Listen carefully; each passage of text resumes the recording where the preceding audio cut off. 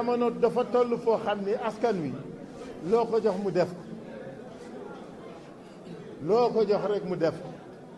lii waa Grand Yoff def tey entreprise beeg moyen yeeg lépp dëkk Grand Yoff bokk Grand Yoff loolu la ñu soxla moo tax ma di leen ndokkeel ci loolu li ngeen di xaar mooy ma wax ci li ngeen bëgg ma wax loolu du ma ci waxagum damay ndokkeel rek waa Grand Yoff ma ne nañu félicité Madiop félicité waa Grand Yoff félicité Madiop félicité la Grand Yoff décentralisation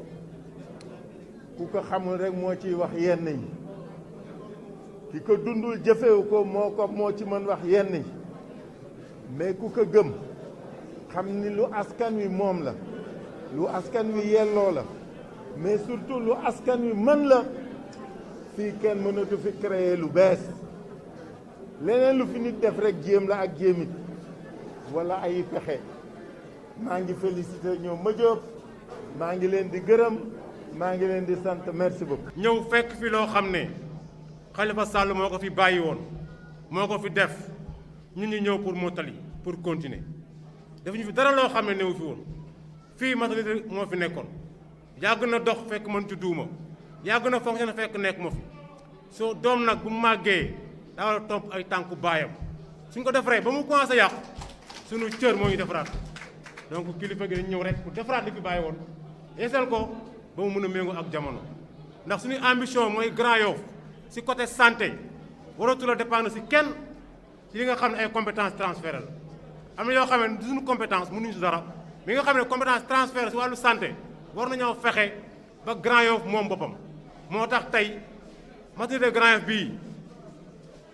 am na léegi 3 salles d'hospitalisation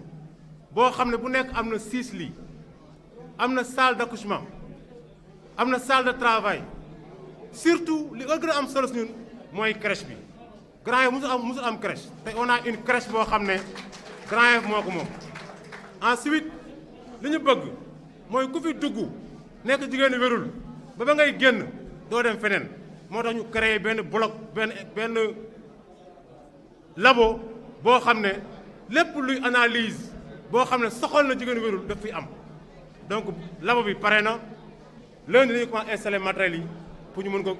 commencer liggéey beneen bi mooy ñëpp xam ne jigéen wérul day soxla échographie moo tax am na salle boo xam ne matériel baa ngi fa échographie baa ngi fa bu ñu paree rek dañ koy utiliser li si am solo mooy tey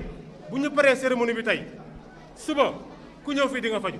loolu mooy importance bi équipement yëpp ñu ngi fi labo bi kese moo des muy salle bi nga xam ne si lañuy defee test yi. donc li mu wax laa leer na li am solo mooy ñu fexe gën a góorgóorlu téye ko foo dem si Grand Yoff boo nekkee jigéenu wérul nga dem feneen ñu ne la fees na da ngay sonn gis ku jël taxi di wër ba guddi du am fu mu yóbbu malaatam ñu xam ne accouchement dafa ànd ak césarienne moo tax ñun ak équipe bi nekkoon si SAMU bi muy ñoom Babacar Diop fexe woon nañ ba def si SAMU bi bloc boo xam ne tey waa Grand Yoff ñoo ko moom bloc boo xam ne tey mi ngi fonctionné képp koo xam ne dañu war a def césarienne tey mun nga dem si bloc boobu ñu defal césarienne maintenant li ñu manqué mooy ay médecins yoo xam ne dañu war a ñëw jël bloc bi mun ko gérer actuellement nii mi ngi fonctionné mais ay clinique ñoo koy loué di si opérer seen maladie et pourtant dañu ko doon pour waa Grand Yoff yi mais xam nañ ne coût bi dafa cher pour jël ay médecins moo tax mais ñu ngi si yoon yi pour am médecin mais en tout cas ñu xam ne Grand Yoff am na lépp léegi li des mooy ñu fexe d'ici peu de temps accompagner SAMU mu am scanner boo xam ne bu ñu soxlaa dara fa la ñuy jubal directement rajo bi mi ngi fonctionné mais daañu gën a yeesalaat yi mooy yi nga xamante ne dañu am ambition pour def ko Grand Yoff mënul dem sans santé mënul dem sans éducation mënul dem sans culture moo tax bu ñu paree fii dans 1 mois foyer bi à côté dañ ko daaneel defar ko mucc ayib pour ñu acteurs yi am si luñ jàpp njiit nag bu ñu la falee pour nga liggéey wax ju bari waru la li la war mooy nga liggéey ànd ak nit ñi xam ne loo fi def nit ñi tax nga def ko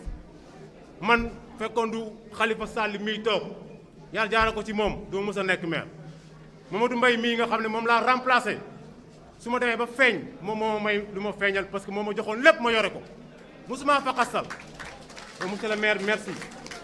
di nga am adjoint au maire doo ko jox benn responsabilité mais da nga ma encadré accompagner ma jox ma lépp ba tey Grand Yoff xam ma ba Khalifa xam ne am lu ma mën mu dénk ma donc merci beaucoup.